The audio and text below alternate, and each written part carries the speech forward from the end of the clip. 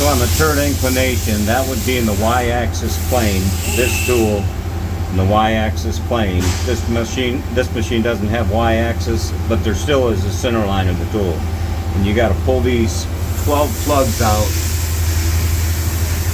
And behind those plugs, you use a 10mm Allen wrench to take the plugs out. Then there's 10 bolts tightening this tool plate to curvic, the internal curvic. So I loosened all 10 bolts. I tap this around.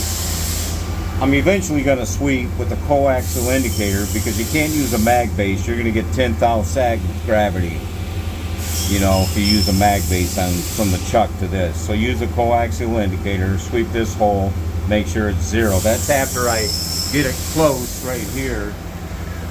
There's one flat. When I move x-axis up,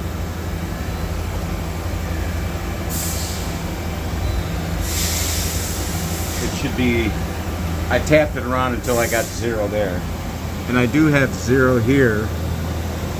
And after I get this, after I get the turret squared to z-axis travel across the tool plate, and I get the y-axis plane, the center line of the tool in, then I'll go back and I'll move it down and I put it on 0.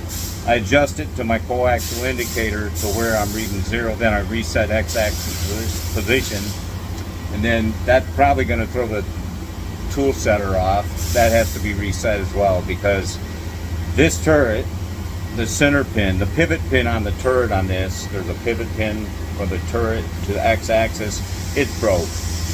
And so I can tell because when I went to square the turret up, it